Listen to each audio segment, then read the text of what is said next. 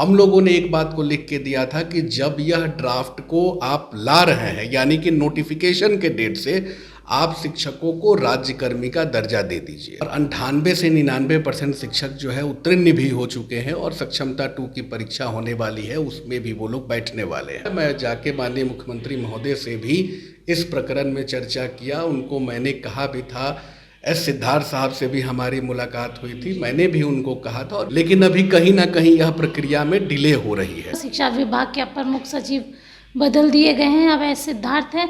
क्या लगता है के पाठक से बेहतर होंगे या फिर के पाठक बेहतर है? देखिए, मैं तो मानता हूँ एस सिद्धार्थ जी बेहतर है। जो राष्ट्रीय अनुपात शिक्षा नीति की रही है कि 30:1 शिक्षक जो होने चाहिए, उस अनुपात की अग्रेतर हेतु शिक्षा भी। नमस्कार, लाइव बिहार देखना शुरू कर दिया है आपने। आपके साथ मैं स्नेहा गुप्ता। बिहार में शिक्षक संघ लगातार सक्षमता परीक्षा खत्म करने की मांग कर रहे थे और इस फैसले को सुप्रीम कोर्ट ने खारिज कर दिया और सीधे तौर पे ये कह दिया है कि आपको सरकार की नीतियों पर ही काम करना होगा और आपको राजकर्मी बनने के लिए सक्षमता परीक्षा देनी ही होगी। और ऐसे कई सारे मुद्दे हैं और हमारे साथ खास बातचीत करने के लिए आनंद पुष्कर जी हैं। शिक्षकों के मुद्दे तो उठाते हैं, लेकिन बिहार में शिक्षा व्यवस्था कैसी है उस पर भी बात करेंगे। अब शिक्षा विभाग के अपर मुख्य सचिव के पाठक को हटा दिया गया है, उनकी जगह एस सिद्धार्थ जो है नए अपर मुख्य सचिव है। साथ में बीपीएससी TRE 3 का भी घोषणा हो चुका है और ऐसे कई मुद्दे हैं, सारे पे बात करेंगे। सर, सबसे पहले तो आपका स्वागत है। आपको भी बहुत बहुत धन्यवाद। सबसे पहले सर ये बताइए कि आप सुप्रीम कोर्ट के फैसले से आप सहमत हैं या आपको लगता है कि शिक्षकों को सक्षमता परीक्षा नहीं देनी चाहिए? देखिए स्नेहा जी, सबसे बड़ी बात है कि कोर्ट तो सर्वोपरि होता है। कोर्ट का जो फैसला है वो हम सबों के लिए मान्य फैसला है। मेरा मुद्दा वो नहीं है। हमारा मुद्दा सबसे इम्पोर्टेंट आज की परिस्थिति में है कि बिहार के शिक्षक, जो सरकार ने, माननीय मुख्यमंत्री नीतीश कुमार जी ने एक पॉलिसी बनाई, बिहार की सरकार ने एक पॉलिसी बनाई कि आपको एक छोटी परीक्षा देनी है और परीक्षा देने के बाद आपको राज्यकर्मी का दर्जा दिया जाएगा।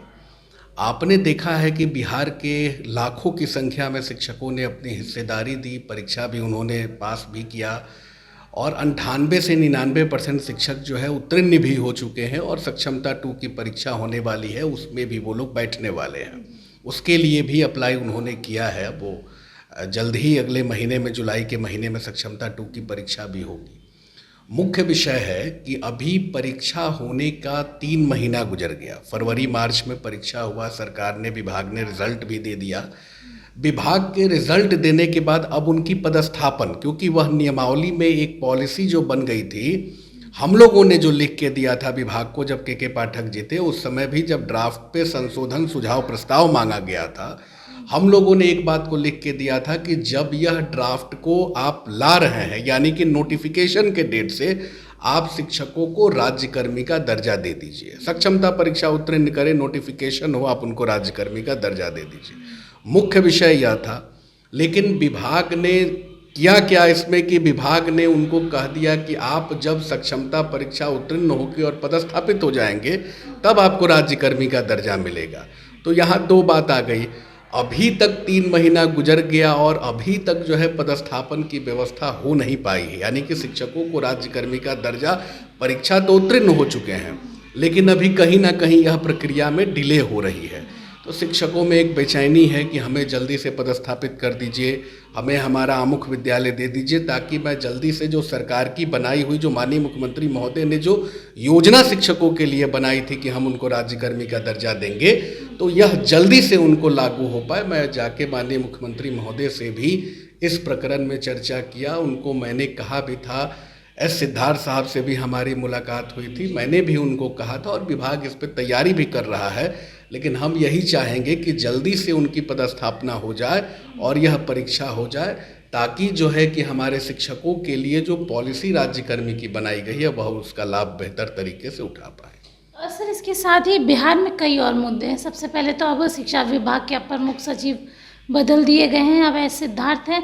क्या लगता है के पाठक से बेहतर होंगे या फिर के पाठक बेहतर है? देखिए, मैं तो मानता हूँ एस सिद्धार्थ जी बेहतर हैं। इस परिस्थिति में बेहतर हैं कि मैं एक प्रसंग आपको बताना चाहता हूँ जब अपर मुख्य सचिव एस सिद्धार्थ जी जब विभाग में आए, तो विभाग में देखिए बहुत बड़ा विभाग है, और विभाग में आने के बाद उन्होंने मुझे बुलाया और मैं उनके पास जाके बैठा और उन्होंने मुझसे सारी बातों की चर्चा की।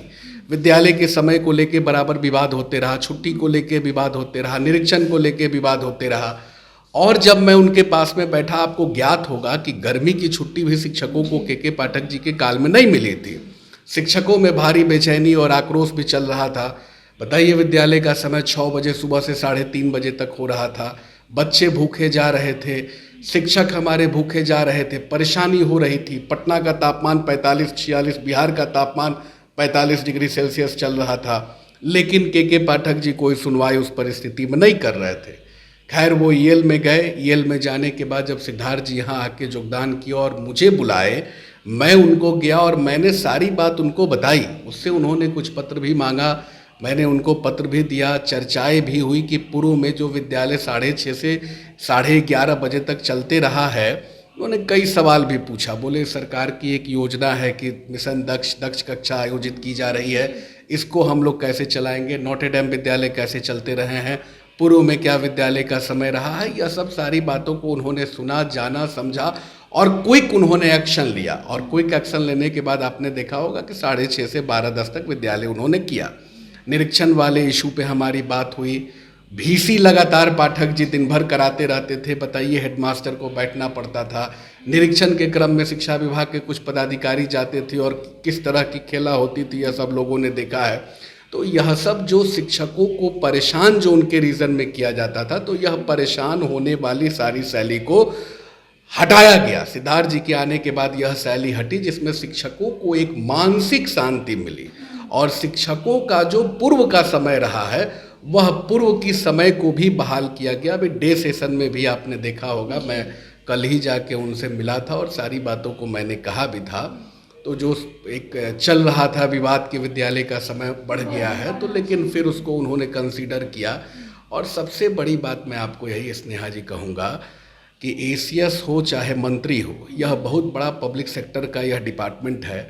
और जब तक आप नीचे के लोगों से कनेक्ट नहीं होइएगा, उनकी बातों को नहीं सुनिएगा, तब तक आप इस विभाग को बढ़िया ढंग से संचालित नहीं कर सकते हैं। और इस क्रम में मैंने देखा कि के पाठक जी किसी भी जन नेता से नहीं मिलते थे, लेकिन एस सिद्धार्थ जी जब से विभाग में आए हैं, वह आम लोगों से भी मिलते हैं, जनप्रतिनिधियों से भी मिलते हैं, उनकी राय को भी लेते हैं और राय लेने के बाद उस पर विमर्श भी करते हैं और विमर्श करने के बाद संशोधन हेतु अग्रेतर कार्रवाई भी करते हैं। इसीलिए यह बड़े काम के लिए मैं एस सिद्धार्थ जी को बेहतर मानता हूँ। शिक्षा विभाग के परिस्थितियों में मैं बेहतर मानता हूँ और विजन्स भी उनके पास में बहुत है और अच्छे विजन्स के साथ वो काम करेंगे, यही उम्मीद हम लोग को है। एक सवाल ये भी है कि अभी पूरे देश में आप नीट स्कैम देख ही रहे होंगे। बिहार की अगर हम बात करें, सिपाही भर्ती परीक्षा में भी आपने देखा, शिक्षकों वालों में भी यही हाल है। क्या लगता है, आखिरकार इतने सारे स्कैम और कहीं ना कहीं बच्चों के भविष्य के साथ खिलवाड़ हो रहा है और कोई बड़ा आदमी इन्वॉल्व है, ऐसा भी कहा जा रहा है? देखिए, उस पर तो हम बहुत कुछ बात नहीं बोलेंगे, कौन इन्वॉल्व है कौन नहीं है, यह तो जांच का विषय है। इस पे वो सरकार अपने स्तर से जांच भी करेगी और जांच भी कराएगी, यह तो जांच का विषय है। लेकिन प्रैक्टिकल बात है कि किसी की भी सरकार हो, सरकार तो यही चाहती है कि बच्चों का भविष्य भी बेहतर हो। बच्चों के लिए जो हम लोगों ने परीक्षाएं आयोजित की है, वो परीक्षा बेहतर तरीके से होनी चाहिए। और मुझे लगता है कि अगर कहीं से किसी तरह का कोई स्कैम हुआ है, तो स्कैम जिसने किया है वो ज़रूर पकड़ा जाएगा और यह जांच सरकार एजेंसी अपने माध्यम से कराएगी और वो ज़रूर पकड़े जाएंगे। बीपीएससी TRE 3 अब फिर से होने वाला है, क्या लग रहा है इस बार का क्या माहौल रहेगा? क्योंकि पिछली बार तो आपने देखा ही क्या कुछ हुआ है। देखिए, सबसे बड़ी बात है कि बिहार के माननीय मुख्यमंत्री नीतीश कुमार जी के नेतृत्व में रोजगार की बहार पूरे बिहार में चल रही है। आपने देखा होगा कि मुख्यमंत्री जी का विज़न रहा है, मुख्यमंत्री जी लगातार बिहार में रोजगार देने का काम किया है। बिहार की आबादी 12 करोड़ है। मुख्यमंत्री का विज़न है कि हम 10 लाख लोगों को रोजगार मुझे देना ही देना है। तो इस परिस्थिति में आपने देखा है कि TRE 1 हो, TRE 2 हो, शिक्षा के क्षेत्र में मैं बात कर रहा हूँ, शिक्षा के क्षेत्र में 6.5 लाख से ऊपर के आंकड़े शिक्षा विभाग ने पकड़ लिया है। जो राष्ट्रीय अनुपात शिक्षा नीति की रही है कि 30:1 शिक्षक जो होने चाहिए, उस अनुपात की अग्रेतर हेतु शिक्षा विभाग अपना पहुंच गया है माननीय मुख्यमंत्री नीतीश कुमार जी के नेतृत्व में। तो यह तो एक बहुत अच्छी पहल है। मुख्यमंत्री नीतीश कुमार जी रोजगार देने का काम कर रहे हैं। TRE 1 में भी अच्छी संख्या में शिक्षकों की बहाली हुई, TRE 2 में भी बहाली हुई, अब TRE 3 की भी परीक्षा होने जा रही है।